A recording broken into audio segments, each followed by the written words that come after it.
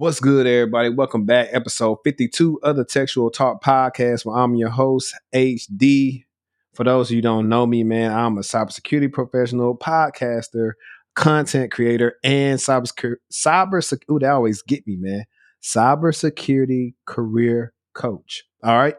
Um, Shout out to y'all. Shout out to the Patreon members, man. I couldn't be doing a lot of stuff without y'all. You guys really support me, and I appreciate everything that you guys do.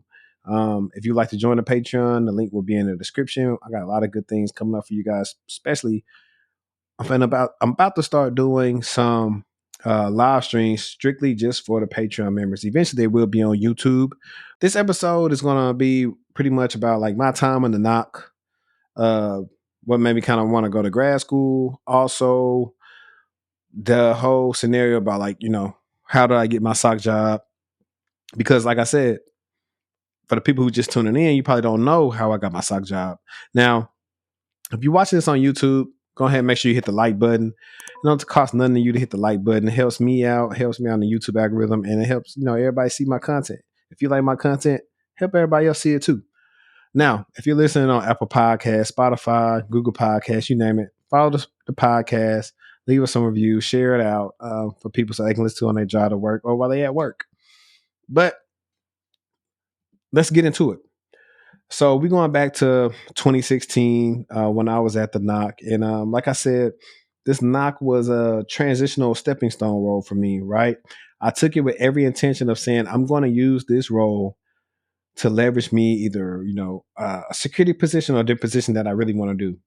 So really from when I first got there, I kind of seen it was going to be a simple job. So within like maybe a month or two, I was already still applying to things and having interviews or whatever. But those weren't my callings because truth be told, I wanted to do a Noc role, right? So let's just briefly talk about, like, I've already kind of told you about the Noc, about, my big mishap in the beginning, uh, like my first week by myself. And for the most part, the Noc was cool.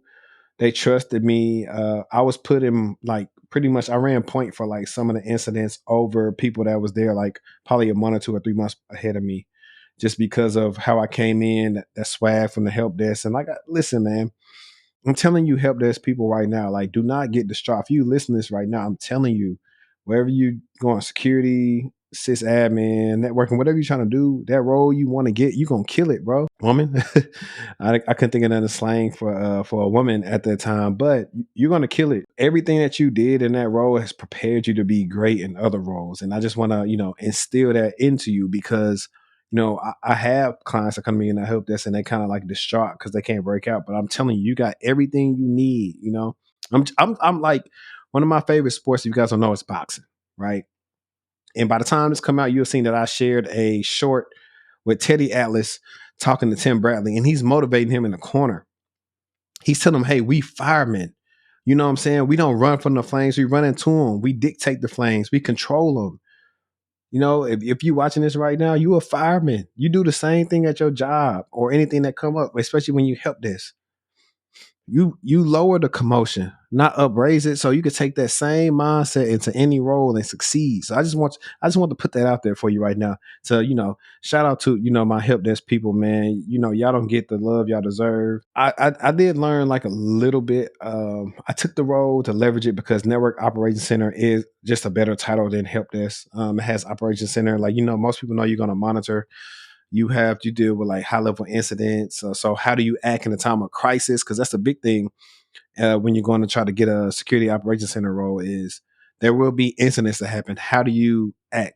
Do you know how to document? Do you know how to follow procedures? Do you know how to contact who you need to contact in a timely manner? Like all that stuff matters. So that's the reason why I took it. It made it easier for me to get, roles at the time. But if you watch my resume video, reason why I still was struggling because I just wasn't selling myself the best. I just wasn't. So I did that role, and I was pretty much mastered it pretty fast because there was very little, nothing to the role. And while I was at the role, I was like, man, how am I going to maximize my time? Like, so like I said, kids don't try this at home. Like I said, I used to invite people to the Noc on the weekends. I used to go to the mall. because we had pager duty. And then on the weekends, I was like, man, shoot, hey, if you ain't doing nothing, hey, come kick it with me at work. I mean, we had cameras in there, but I mean, it really matters. I just have to come let them in. It helped my day go by faster too. I mean, hey, I wasn't supposed to do that, but don't do that right now. If you had a knock, don't do that. That was what I was doing. I'm not perfect, but I said, what I'm going to do? So shout out to my guy Vernon Francis. He was already at the University of Dallas. And I said, hey, I'm going to apply to grad school. And I applied to grad school. And I'm going to tell you guys right now, University of Dallas is a very good school, especially when it comes to getting a master's in anything like whether cybersecurity. My master was in technology management, but I didn't have to take a GMAT or a GRE. They just went off my work experience, and I got in, which was dope. Now, granted, I will tell you, for masters cost more than bachelors most of the time. So, if possible, try to get your job to pay for it. For me, I wasn't able to do this because I wasn't there long enough. And some jobs have stipulations on this to where, hey, if they pay for this, they want you to stay at the company X amount of years. So just proceed with caution. But I did that, and I ended up getting in. I didn't start till 2017 when it came to school. I think I had my orientation, late that year. But moving along around that time, I still was applying. And like I said, I'm going to beat it over your head. No job strategy. But however, I knew I was going to do whatever it took to get that role. So I think I applied for a role at Intel. And when you apply to roles on a career site, they say, hey, do you want to be notified of like job openings and stuff that fit your skill set? And I hit the box. So I just happened to be checking my email at this time. And I want to see if I can find that. Hang on. Well, you probably can't see it. But anyway, because the camera's focused on me. But this was in December. So, brief timeline. I started a job at the Noc in June of 2016. So this was December 2016, and this is the first time going to a job for anything like that. So, I wanted to get spiffy. Prior to this time, since June, I had went home every month to go get a haircut. Shout out my dog, Julio's Chop Shop, aka my dog Don Corey. Been cutting my hair for years. He's who really be having me looking right when it comes to some of the podcast episodes. I don't got a haircut right now. If y'all dudes know it's a trend, if y'all know it's a trend, when I ain't got a haircut, I got a hat on. So I gotta go get a fresh cut pretty soon. But at this time, I didn't go home. Decided to let somebody out here cut my hair. And dude I hoop with told me about this barber. I'm not gonna say what I want to say on this video, but I should have known when I went to this barber that he was gonna mess me up. And that's only because I knew he didn't cut a lot of people that had hair like me. And he messed me over. And also, man, the next time I went to the gym, I hit up old boy, say, hey man, why you put me on that barber dude? Push me back and all that. He was like, man, he messed me up too. That wasn't my real barber. I'm like, bruh. But anyways, that I went to the event. But before I went to the event at work, we had our own event. And at my job, I was already dressed up, and I said, well, I had somewhere to be. It dipped out. And right here, right now, what I tell you is if you're still struggling in your career journey, you need to ask yourself, am I doing everything I need to do or everything I can to get the outcome that I want? And if that answer is no, that means you need to get on it. See, I lack strategy and the finesse on how to do this, but what I did know I had was the determination to get to my end goal. And because that took me a while, it is what led me to get to where I am now and why I appreciate so much. So I go there, hand my resume to Eric, the manager at the time. We talked. He liked my resume. And I want to say a couple weeks after that, I have a screening interview. So that's sometime in December. So about end of January, I didn't hear anything. So I just decided to send a follow-up either in January or early February. Let's see.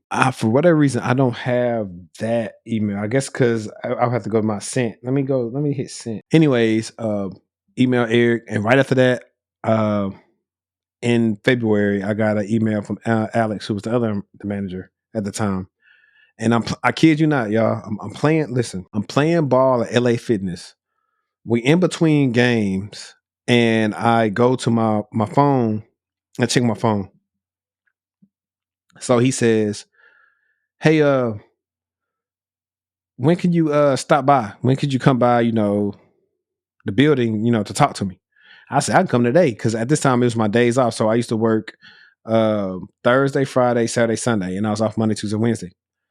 So I immediately go home, shower. I called my either I called or text my girlfriend at the time. It was letting her know, hey, what's going on, because she knew that I also had been like kind of figuring out what was going on with this. And so I did that, and I put a suit on. I got spiffy. I kid you not, I was only there for like 5 minutes, and the main question he asked me was like, "Hey, when can you start?" And I said today, and we laughed about it. And if this was a church sermon, I would say, "Hey, how many of y'all know favor ain't fair?" I would say, "How many of y'all know favor ain't fair?" Because sometimes things in your life, you know, one of my favorite verses, and I don't go to church like I used to, right? And this is really not the whole verse, but this is the part that sticks out mostly in the verse. Is Romans 8:28, and it says, we know all things are going to work out for my good or whatever. And I'm doing that. I'm just doing a loose translation. Like if I want to go KJV on it, I would tell you like what it says. For those, I think at the end of it's like, for those who love the Lord or whatever. But keeping that mindset is like, I know, all things gonna work for my good, right? This situation worked for my good. And so now we go on a timetable, right? Of me moving from Shreveport Bossier pretty much 6 months before that, almost 6, 7 months. So I started in June. So like 7 months before that, saying, hey, this ain't the role I want, but moving here is going to give me an opportunity to get where I want to get. Pretty much, this is where my life changed, actually. Like, yeah, when I moved, but when I got this role is when it changed. And I'm looking at my old offer letter, right? So my first SOC analyst offer letter, right? $75,000 pretty much. It was like 74,000, but we rounded up to 75. And this offer, like, so I want to say this came like pretty much right after I talked to the manager. And I'm just be honest with you, man. And let me see. Like I said, man, you only gonna get this right now here. Like, look, I'm trying to look out. I don't even know if she still works for them now. I'm gonna try to blur some of her out in the video. But what I was just saying is that like that number, I felt like I made it. Like, and I'm saying like a lot. But in all honesty, I come from a blue collar family, humble beginnings. My parents never made that put together, to be honest. So to see, and this is why they always say like life is, a marathon, not a sprint.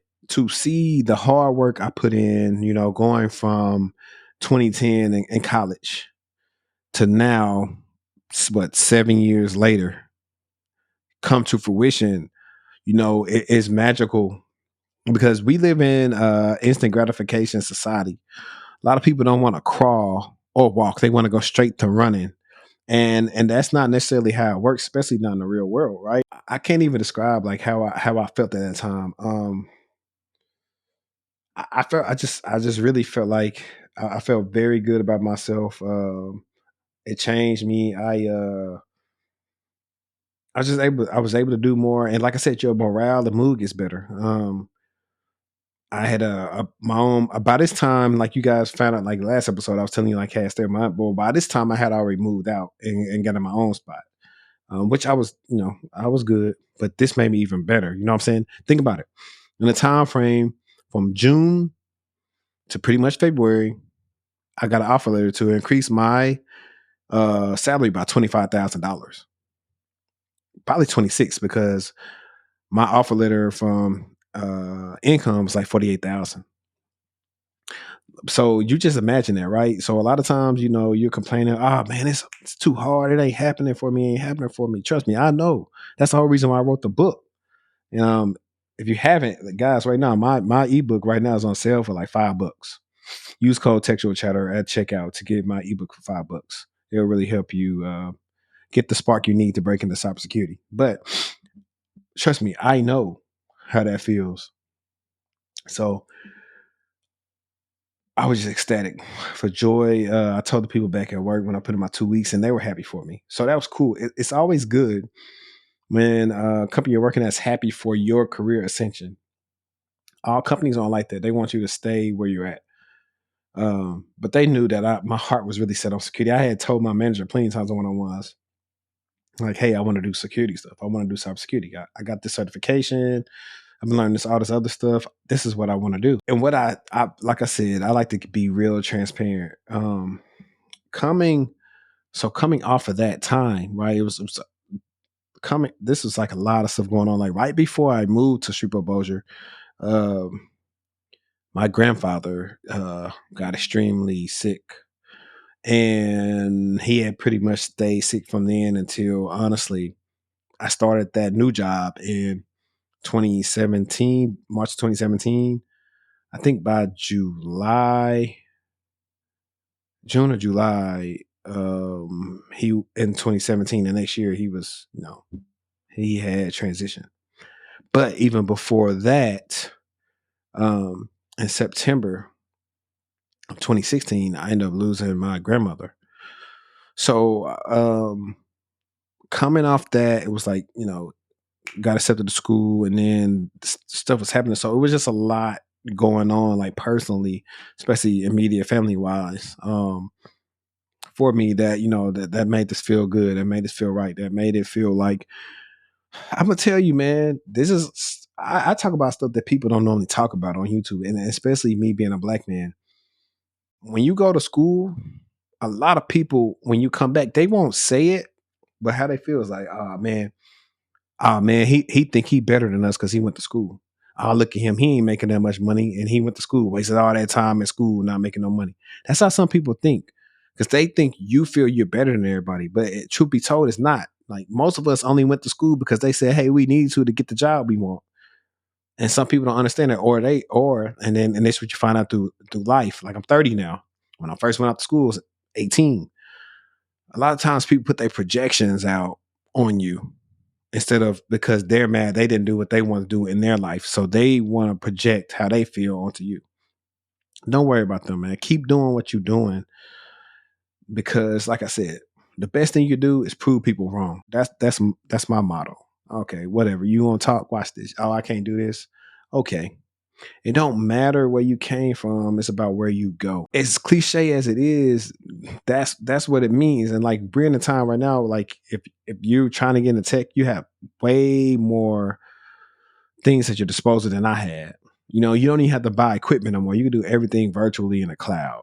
You just got to study and study every day and learn about it, right? And that's what I just wanted to tell you about is how that felt for me. This was probably like a more not laid back, but more of a story time type of episode. Like it kind of seems like I'm probably redoing an episode, but this was just I don't know. I'll say right now, like if you're still listening right now, if you made it this far in the video, if you've experienced this in your career, leave a comment about it. And how did you feel when you made that breakthrough? Like I said, I talked in the last episode about like when people make about $70,000, like, everything starts to change. That 74,000, the paycheck, the difference in the paycheck that I was getting, I think I became more pleasant. I less angry, less always worried about the price of something, because I was able to. And no, I wasn't rich, but like I said, I did feel like I made it. I was like, man, I'm 25,000 away from 100. I had a goal that I manifested like before I turned 30, but I think I started this goal when I was in college. I was like, hey, I want to make 100K by the time I'm 30. And that was me thinking, small. But if you coming from people that's making $20 an hour, $15 an hour, you don't know what your limits are. That's why I was happy when I moved. See, moving let me see a whole different light. Like, so for those who are not familiar with Shreveport, Shreveport has some very good areas, but then mostly like bad areas too. When you come to hoods and stuff like that, and then you go to Bossier, where Bossier's pretty much typically way better than Shreveport when it comes to what people make and the houses people stay in and a school system, all that, right? So when I moved to Little Elm, it was like I was in Bossier all the time. Like I was like, man, I ain't seen the hood yet. Now I know what the hood is out here. You got to go like Oak Cliff or like places in Fort Worth. But outside of that, I didn't see no hood. When I'm moving with my auntie, everybody house nice. I grew up in like I'm telling people right now, I grew up in a mobile home. So, and mobile homes are actually nice on the inside, but the outside, it's like their appreciation isn't like a house. Seeing her and my environment every day inspired me, to do better. And that's why it's important. If you have kids, you don't have kids, try to do as best as you can for them, because it's going to help them in life, not, live a life of lack, expecting more. That's what it's all about. That's why I'm all about, hey, I got this knowledge now. How do I help my loved ones? How do I help my siblings? How do I help my baby girls? How do I help them start off better than me and do better than me in life? That's truly what I think about, and that's what I care about. So that's what it's about. I don't want to talk your ear off with this one. I really can. I can go. I can go. I just want to say shout out to everybody that's been tuning in to the podcast. I appreciate you guys, man. Shout out to the Patreon people again. Like I said, if you want to join, shout out to everybody that's purchased my ebook. I appreciate everybody. When I started this thing, I started this channel like 2 years ago, right? Well, if you're listening on the podcast came after the channel. So it went like this. It went channel. I had been helping people already in their career. So the actual business and then the podcast. I didn't know what was going to come from this, right? But I knew I wanted to give a safe space where we can have conversations about your job, people's job searches, their career, what they do in a career, what something is about, what you can learn, what you can expect, all these different things that weren't really given to me at college. I wasn't able to find this info freely. And so freely people can get this information. And I'm just happy that I'm still here. I'm happy that you guys are supporting me. It goes a long way. I'm really working on really improving the quality, really just trying to do better in everything that I do in my life for this podcast, for the sake of everyone, my clients, you name it. So I really appreciate all that. I really do. I never, like I said, I didn't know what was going to happen with this. And now I see, like, I have big dreams for this podcast. Like, I envision right now, and this is episode 52. I envision having whether it's 100 people or 10 people, a live show of this thing where you're watching me live, in person in the audience. I envision that.